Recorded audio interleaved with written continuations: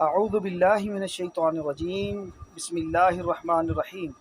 السلام علیکم ورحمۃ اللہ وبرکاتہ۔ جب بات پوری توجہ سے سنیں گے تو انشاءاللہ ضرور فائدہ ہوگا۔ اللہ تعالیٰ نے قرآن پاک کی ایک پوری سورۃ النساء کہتے ہیں۔ اس میں مرد عورت کی ازواجی زندگی کے احکامات بتلائے ہیں۔ ہمارے بڑے اور بزرگ اور پرانے لوگ ان کا یہ معمول تھا، وہ اپنی بیٹیوں کو نکاح سے پہلے سورۃ النساء، سورۃ النور ترجمے کے ساتھ پڑھا دیا کرتے تھے۔ ہمیں بھی چاہیے جن کے ہاں بیٹیاں ہوں اور اگر ان کو پورا قرآن پاک ترجمے سے نہیں پڑھ سکتے تو کم از کم سورۃ النساء اور سورۃ النور کو ترجمے کے ساتھ پڑھا دیا کرتے تھے۔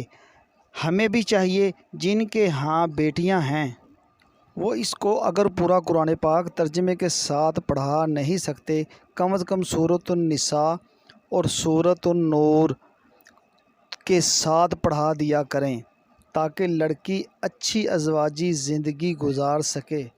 پہلے لوگوں کا تو عجیب معمول تھا، جب بچی پڑھ لکھ جاتی، ابھی شادی کا کوئی انتظام نہیں ہوتا تو وہ اس وقت پرنٹنگ پریس نہیں ہوتے تھے تو یہ بیٹی کے ذمہ لگا دیتے، اپنے لیے ایک قرآن پاک لکھ لو، تو یہ بچی روزانہ باوضو ہو کر خوشی سے قرآن پاک لکھتی۔